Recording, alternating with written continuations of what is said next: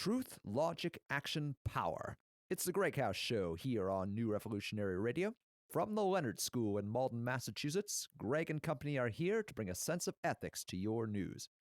Whether it's politics, activism, or current events, we always seek to inform and never to deceive. Let's start the show. Hello, everyone, and welcome to episode 44 of the GreggHoush show. Tonight's episode is Smooth Jazz Hour, I've been told, although we have no licenses, so we're not going to actually play any smooth jazz. We're just going to talk about the news again, and not a lot happened this week in terms of actual things getting done. Yeah, More it was proposals, it was things getting shut down, there's bad use of words. Yeah, that's yeah, a little unfortunate. Unfortunate terminology there. But, you know, the Federal Appeals Court rejects the third Muslim ban. Yes. And this is the Fourth Circuit Court of Appeals. Yes. And it's 9-4 on Thursday that Trump's latest travel ban is likely unconstitutional. Well, okay. What does this actually mean? You know, in reality, well, nothing. It doesn't change anything because SCOTUS is already taking up an equivalent case addressing exactly the same issue. Yeah, so this is just one of those, let's pile on top of the thing that's already happening. I mean, it is funny to watch as, you know, he issues the first Muslim travel ban and the courts, you know, cite his own words and tweets as, look, this is obviously intended to ban Muslims, on its face a violation of the First Amendment. And so they revise it and come out with the second one. And they're like, no, see, this one is totally different. It's totally not a Muslim. And they're like, but he still said, literally, this is a Muslim ban.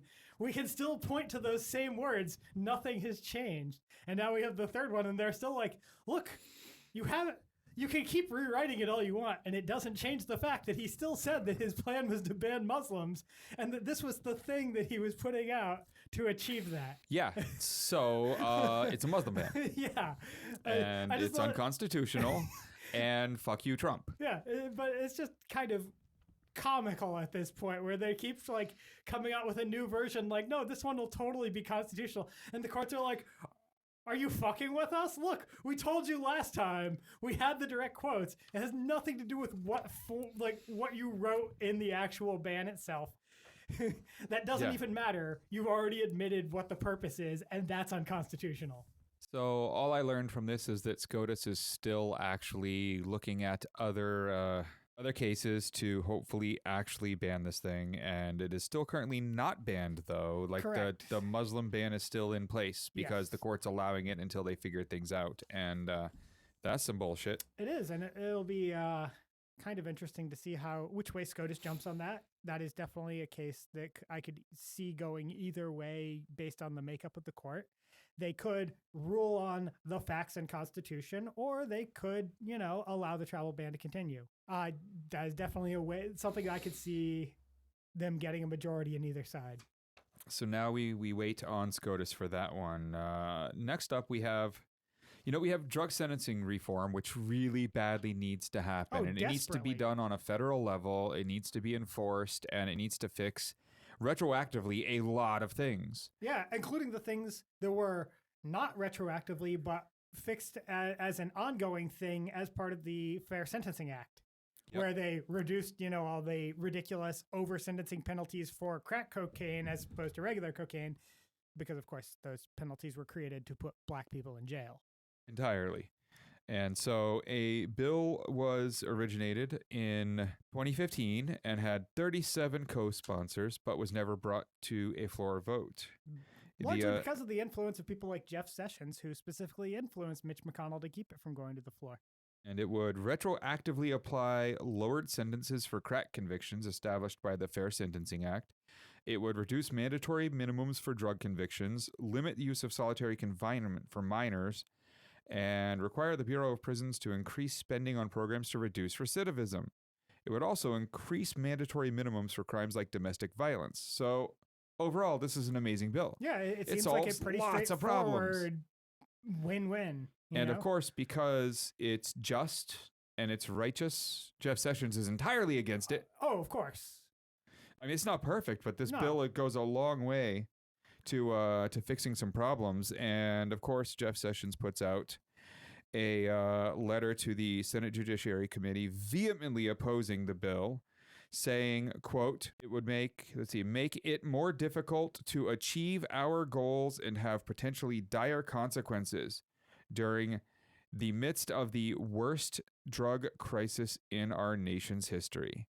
End quote. So Jeff Sessions is an ass bag. Oh, it gets even better with his other quote where he says that, quote, retroactive application of the law is not only unwise, but it adversely impacts limited prosecutorial resources in combating current problems such as rising violent crime, transnational criminal organizations like MS-13, and the opioid epidemic. Which is entirely wrong. Right. I mean, first of all, the use of the term retroactive application of the law in a case where they're talking about retroactively reducing sentencing for people who are in prison for crimes that now, if they were arrested, they couldn't get that kind of sentence for. I mean, how is it in any way promoting justice to have those people in jail all that extra time? It's not. Pure and simple. Nothing about what they're doing in the current sentencing and in the past sentencing is right on any of the drug offenses. Right, and he's using the same sort of terminology that you'd see lawyers usually use to talk about things like ex post facto laws, where they retroactively criminalize something. But in this case, it's the exact opposite. It's literally, this isn't as bad a crime as, it had been judged to be. So all those people that had gotten the fucked over sentencing where they got, now you're in jail for life, maybe, just maybe, that wasn't warranted and we should let them out. And here he is saying that, that's retroactive application of the law and it's unwise. And then, of course, the parts about rising violent crime, when in fact, of course, that is complete bullshit. Crime is at a decades long and possibly all-time long low. The opioid epidemic in no way, shape, or form is going to be fixed by criminal prosecutions. And No. That's not even a matter of opinion. That is simply the factual evidence is that wars on drugs don't accomplish the goal ever. You use harm reduction policies to minimize the damage done by drug addiction and get people into treatment programs. And you try and take some steps to limit drug trafficking, but could they also work on maybe lowering the cost of good drug rehab programs? Maybe because my friends who have had to go and spend that $20,000 a month to get proper care is it's disturbing. And maybe not take all these people that have drug addictions and throw them in prison where they aren't going to get any actual help. They now have no real future job prospects because they have a criminal record, and all the people around them and that could potentially be contacts that might be able to help them in their life at some point are all now criminals and probably also drug addicts. So everyone should write vehemently to Jeff Sessions telling him he's a piece of shit. I mean, I liked the fact that on this specific issue. Yes, don't just yes. randomly send one sentence that says you are a piece of shit. Actually talk about the subject matter and how he's wrong. Do feel free to enumerate all of the many, many ways in which he is a piece of shit. Yeah, a bulleted list of why you are a piece of shit is fine by me. Yes. But you should probably be specific in this instance. Lay off the Snow White references and whatnot, because he's heard too much of that. Yeah. But what's good here is that even with Sessions being absolutely against all of this, and I'm sure Trump probably being against this as well. Absolutely. The Senate Judiciary Committee ultimately voted 16-5 to advance the bill to the full Senate. So it is going to the floor. I also liked Chuck Grassley's response, mostly because Chuck Grassley himself used to be, to use the word of the night, apparently, vehemently opposed to any sort of sentencing reform. And, was very much the law and order sort of guy. And he's a longtime friend of Jeff Sessions. And so he is also one of the guys that wrote the bill and, is in charge of the Judiciary Committee, and so has been heavily involved in the process. And he responded to Jeff Sessions' letter saying a number of things, but I thought the most interesting was, quote, "When I read his letter, it was almost as if Senator Sessions was back on the Judiciary Committee. But that's the problem. He is now the Attorney General and is charged with executing the laws that Congress passes, not interfering with the legislative process." End quote. There was also another part where he talked about how, if he wanted to have input on the markup of the bill, maybe he should have resigned his position as Attorney General and run for his old Senate seat again. Please no.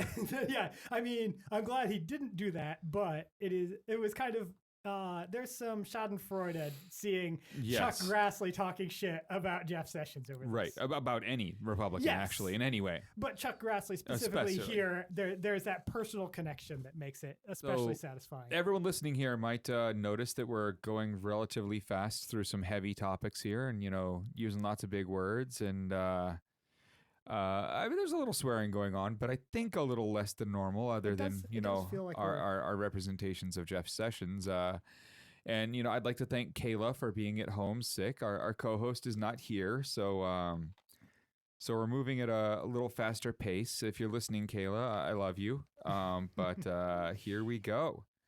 So after another one where, people in power didn't accomplish much of anything, how about the House GOP cites deficits and tax entitlements? So they pass a tax reform bill that raises the national debt, will increase it over the next decade by $1.5 trillion. And then they spend the next months just aiming at entitlements and reform and trying to lower it. So they raised spending across the board on all kinds of areas that we don't need or want, and then are trying to take it from the areas where we do need it. Yeah, absolutely. It's literally here. Let's take all this money that we are going to spend, a relatively fixed pool of money, and we don't like the fact that a bunch of that is going to poor people. So what if we announced in advance we were going to give it all to rich people? Well, all except a few crumbs here and there. And then we say, oh no, we're spending too much money. We have to cut all this money we're spending on poor people. Wow. I mean, to be fair, that seems to have been the fairly standard practice for the GOP for decades now. It is, but, I just don't... They're just outright lying to people, and people are buying it, and it blows my mind. It's also, there's just... I mean, while that has been their strategy for a long time, there's a special level of audacity that's required to pass the tax reform bill that increases deficits by $1.5 trillion. And then, literally barely a month later, be yelling about how we're spending too much money on entitlements and we need to reform the entitlements. That is the GOP kind of... that's exactly what they are right there. It's summed up. They run on tax reform. They run on cutting taxes. They run on no new taxes. They run on all of these things. And then every time the national debt gets way larger. And of course, they always have some sort of bullshit about how really, they're such wonderful, nice, considerate people. There was the branding as compassionate conservative back around 2000. And then, of course, that got super toxic when everyone realized, oh, wait, there's no compassion there whatsoever. None. And, now the current one is this, the new chair of the House Budget Committee, Steve Womack of Arkansas, talked about how entitlement reform was fundamental and was complaining about how we're spending all this money. And then he's talking about how, we have to be careful not to jerk that rag out from underneath the people that are currently receiving those benefits or are nearing retirement and have planned their lives around them. This is a great challenge for Congress. If you took his statement about how... Sounds like he knows what he's talking about. No, he's right there. But it just shows that he's even more of a dickbag because he says this shit that shows that he's aware of the scale of the problem. But then every fucking time the GOP proposes any sort of, cuts to social safety nets or, fucking over the poor or, something that in any way isn't just giving the advantage to the rich, he wants, nothing to do with anything that actually helps people, actively supports all these terrible policies of theirs, and actively opposes anything that helps anyone that isn't already worth $10 million or more. So the fact that he's willing to talk out the other side of his face and say this shit about, not jerking the rag out from underneath people, arguably shows that he's an even bigger piece of shit than someone that legitimately believed that they were helping. There you go. Another wonderful human being in political power in the United States of America. Yeah. So beyond all their attacks, again, nothing was done. And in fact, that entitlement reform is dead on arrival because the Senate says they want nothing to do with it, including the Republicans in the Senate. Yeah. So this is just the House Republicans being assholes for no fucking reason. Mind-blowing. So in one of the few things that actually happened that had any real effect on the world in the last, week, the U.S. over in Syria attacked and killed some 300 Russian troops. Well, They weren't Russian in terms of the Russian government. They were private contractors, but these were Russian citizens, most of them, or employees of the, Russian version of Blackwater, yes. private security, Yes. private military. Technically, we don't know the number that were actually killed. We know that there were that's been reported by a number of sources. There were somewhere around 300 casualties, and they believe that around 100 of them died, with another 200 injured. That was out of around 550 of these Russian private military contractors that were involved in an attack on. They were all medevaced to 4 Russian military hospitals. Yeah, all in around Moscow and St. Petersburg. Yeah. Yeah, so definitely when they say the Russian government has been super specific about denying that any Russian troops were involved or harmed or anything. Like a spokeswoman for the Russian Foreign Ministry said that their initial reports suggested that 5 Russian citizens in the area of the battle may have been killed, but they weren't Russian troops, and reports of tens or hundreds of Russian casualties were disinformation inspired by Russia's opponents. Of course. The masters of disinformation that Russia are blaming misinformation on other people. Their Twitter bots must just be going nuts right now. Oh, yeah. And I mean, the fact was that the news agencies that did some investigating, I think Reuters maybe was one of them, talked to like doctors working in some of these hospitals and stuff.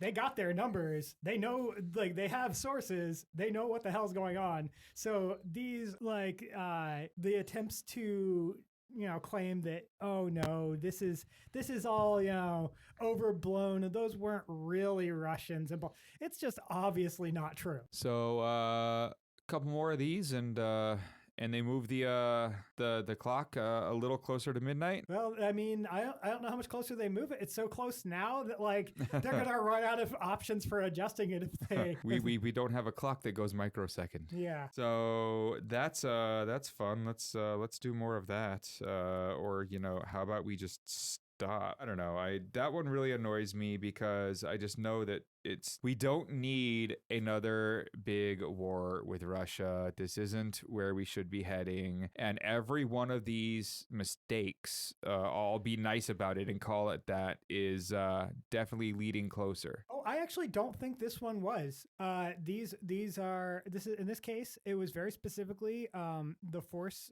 that ended up being opened fire on by U.S. forces was acting expressly an attempt to provoke U.S. forces. They actually crossed into a neutral area, picked the fight, got shelled, and I understand that they started it, but that argument, doesn't hold water. The U.S. talked to the Russian forces and were like, so there's, how we have this line of communications for resolving problems. Well, we see some people entering the neutral territory, and if they don't back the fuck off, we're opening fire. And Russia went, that's cool. That's not our problem. So it is entirely yet they get very quickly medevaced straight to Moscow. Yeah, but I feel like this is one of those operations where they wanted it at arm's length specifically so that if something like this happened, they could do it without it raising tensions. That's why they were very specifically like, nope. It looks like no people Russian might forces. be watching out for this. Well, we can hope that there's some sane mind somewhere trying to make sure that doesn't happen again. Yeah. So Trump and friends, they released an infrastructure plan.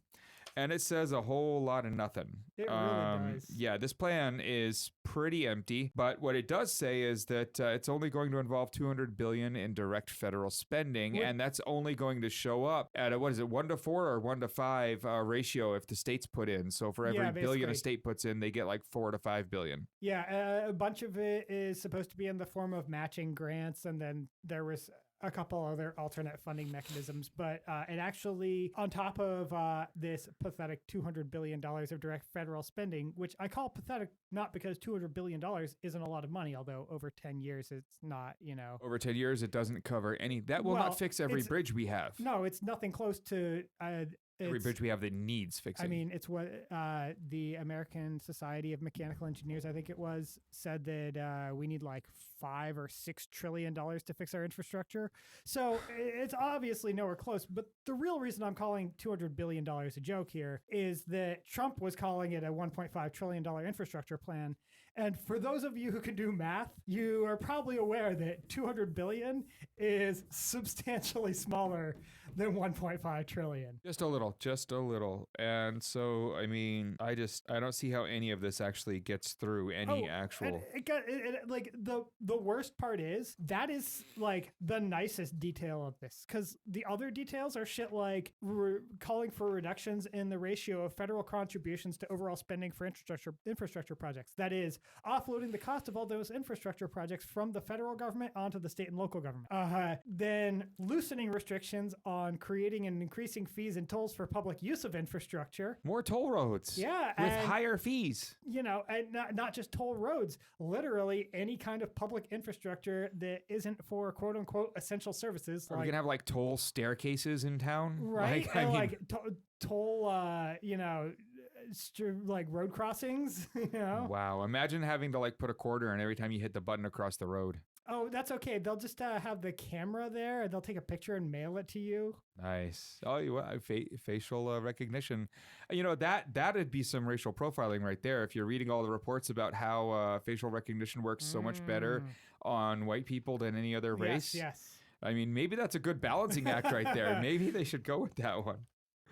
Balance out some of the privilege there. Oh, and of course, it also calls for making it easier to sell off or lease federally owned assets to private corporations and localities. So, sell all the airports, sell mineral rights, sell the airports, sell air a rights. Federal park, lease. Why not lease a strip of land through a federal park so they can build a new oil pipeline? Let's not do any of that. I don't see how Congress lets any of this through. Especially because they didn't even have like any kind of proposal for how they're paying for this. Yeah.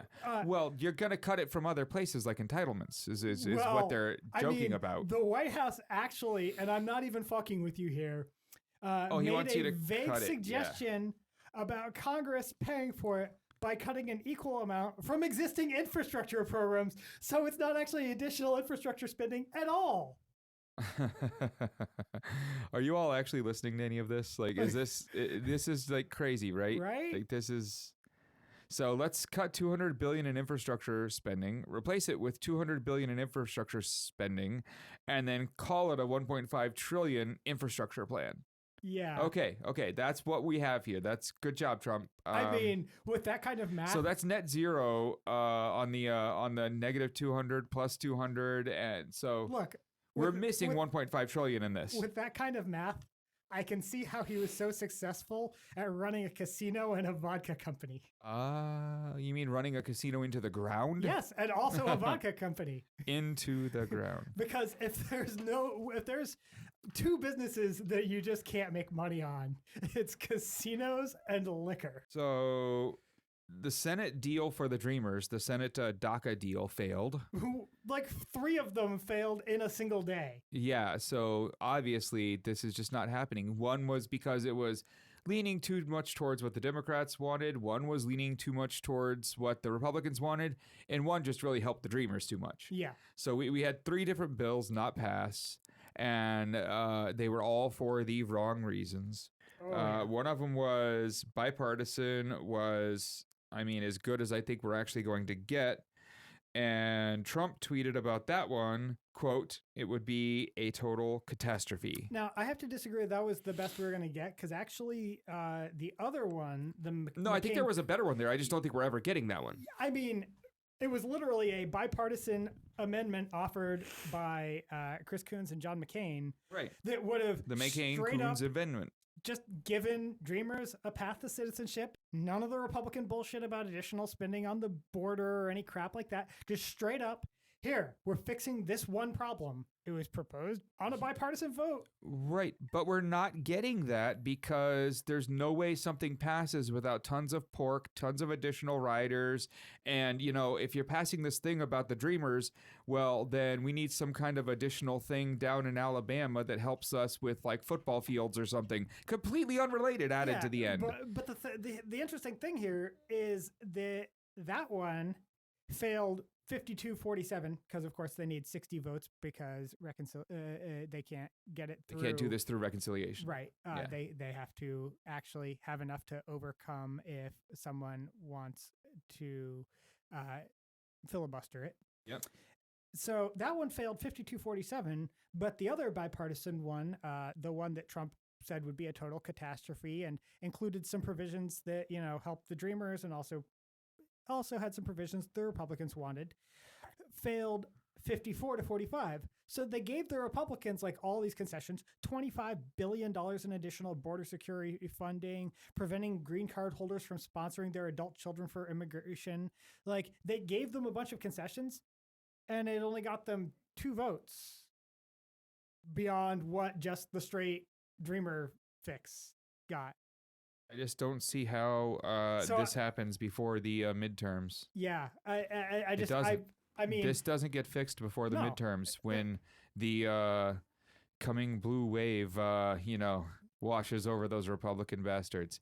And I don't like the Democrats. No. I'm just, I'm all for, fucking the Republicans a little harder than the Democrats. Like, first the Republicans, then the Democrats. Exactly. Although the one nice thing about this bullshit involving these DACA deals failing that I have to say is that the third proposal, the one that was actually written by Chuck Grassley and supported by the White House, failed 39-60. So unlike the other two that actually at least got majority support, even if they didn't, manage. The worst one didn't even get majority support. The worst one did by far the worst. So that was actually kind of pleasing. So the Dreamers won't get any help till after the midterms is what I'm hearing. That's what I believe. That is about where we are. And, if by some miracle something passed through Congress that would help them, Trump would just veto it. So an update to something we talked about last week in Pennsylvania, the Supreme Court had told the state house that it needed to redraw all the districts to get rid of the gerrymandering. And if they came to something, they would then have to give it to the governor to sign off on. And the House, of course, was a bunch of Republicans, and they have a Democratic governor. And they got him a bill that he hated and vetoed. Oh, it was incredible the way that they this new map meets all the requirements set out by the courts. Also, we tried to draw it while keeping in mind all of the existing representatives and trying to move people out of their districts as little as possible. They expressly outlined the fact that they tried to draw it to keep everyone in power. In a way that technically met the court's requirements, but while undermining the entire point of the thing and expressly gerrymandering it to preserve the existing balance. Yep, so he vetoed it, which means the Supreme Court of Pennsylvania now gets to draw the map. I mean, I can't say that anyone should be particularly surprised by the fact that they did exactly that, given that the guy that was the one that put his name on the proposal, the president pro tempore for the state of Pennsylvania, is also the guy that donated $25,000 to one of the Supreme Court justices who dissented on the case, who didn't include that information on her filings for disclosures of conflicts. Until, of course, until Jones afterward. She's learning from the Trumps about how you can just amend stuff later. Yeah. So there we are with that fun update. So now let's talk about the hard one, the hard subject. There was, of course, as everyone by now knows, another school shooting in Florida. In Parkland, Florida, Nicholas Cruz shot and killed 17 students and faculty, including the coach and all kinds of other people. Yeah, I don't Injured know a few others. He had an AR-15 style weapon, and he was someone who had already been brought to the FBI's attention as Twice. problematic and possibly even a school shooter, as he had joked about it. Yeah, he had literally posted a comment on YouTube under his actual name saying that he wanted to be a quote professional school shooter, end quote. And that was actually one of the comments that got reported to the FBI. We need someone to kneecap the NRA. Seriously, I mean, I think we all have a right to a gun. I agree with that. I'm from Texas. Give me my gun. But proper background checks, proper mental health checks, even some kind of, universal system that includes checkups, and removal of licenses. I mean, something that keeps this from happening. Stockpiling guns, private sales. There's so much that can be tackled that still allows almost every single person complaining that they're trying to take our guns to actually still own guns. yeah. I mean, proper gun control can still allow 95% of Americans to have a gun. Yeah, and I mean, there's like they're not taking your guns away. They're taking guns away from kids like this. There are multiple different proposals for, additional measures for just limiting access of guns to people that might potentially be dangerous. They have like 75+% support among the population, and yet they're all politically dead on arrival because the NRA opposes them 100%. I'm making a call here to anyone listening who might be some of my older friends from all of the fun days that if you have access to any NRA data that might need to see the light of day, you should probably give it to us. You should probably put it out there. I don't care if you submit it to New York Times, to the FBI, to me. I really don't care where it goes. Dump it on WikiLeaks for all I care. Seriously, just get it out there. Someone needs to start taking these people down. I really wanted to make a joke about, hey, Russia, if you're listening, but it doesn't work because we know Russia is funding the NRA. Yes, we actually know that for a fact. We also know that during this school shooting, the NRA was currently paying for an ad and promoting an ad titled "Buy Your Loved One a Gun." It was a tweet. That's slightly paraphrased, but yeah, that was definitely the sentiment. It's mind-blowing that people are putting up with this. It's literally corporations buying the votes of senators and House representatives to keep gun control from going through, to keep their profits up. And people are falling for it and falling for the rhetoric that they're coming to take our guns when that is not what gun control is about. And it's starting to upset me to a point where someone needs to get something out of the NRA, some kind of smoking gun, some kind of, silver bullet, let's use all the puns we can here, but, look, guys, if it get doesn't that work, data don't and retreat, get it out. Reload. I definitely have a dump of data coming, sometime soon on them, next year or so that I'm hoping will be fun. And anyone from the NRA who wants to talk about it can give me a call. It's pretty easy to find my number, but let's have some fun, people. They deserve it. And of course, on the note of, people being misled by just dishonest rhetoric into, perceiving a problem that doesn't exist. We keep hearing about, conservatives and right-wingers in the media in general talking about how, Antifa and, all these violent left-wingers and trying to shut down talks at college campuses and stuff. Meanwhile, this guy, turns out, was someone who was very bigoted against Islam, was a Trump supporter, was talking shit about Antifa, speaking positively of Elliot Rodger. You might remember that guy from a few years ago. Indeed. And he was training in paramilitary activities with a group that calls itself the Republic of Florida, who are a group of secessionist white supremacists who want to create a white ethno-state in Florida. This is the third school shooting by a white supremacist in 4 months, right? Yeah.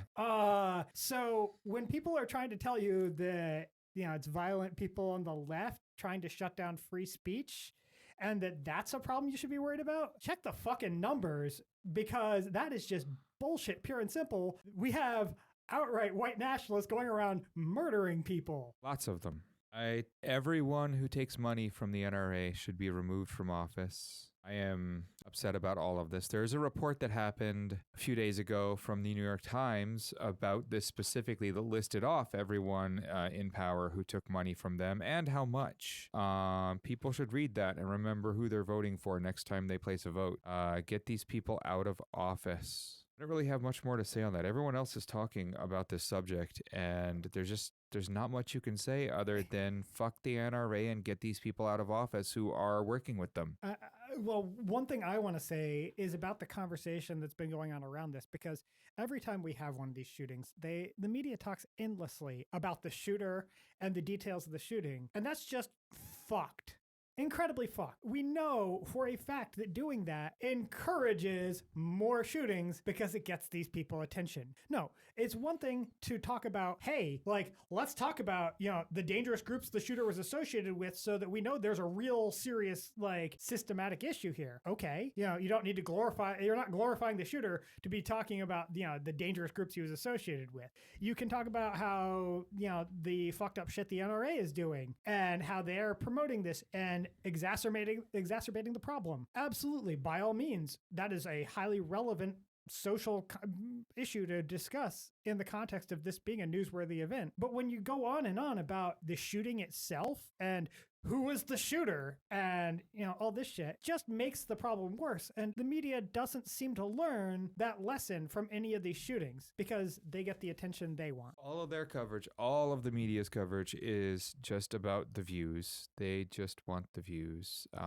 We saved this one for last as our stories tonight, and we're not going to mention it in, our images or the title of the show or anything else, because we're not talking about this one because we want the views from it. We're talking about this one because we feel like talking about it. I will state again that, if you have anything on the NRA, please leak it. That's all I've got tonight. I think we're going to call it. This is going to be a short episode. No Kayla here taking up all the airtime. So that's it. That's episode 44 tonight.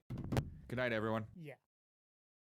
The GreggHoush Show was created by GreggHoush, executive produced by co-host Derek Gowrays, and co-hosted by Kayla Avery.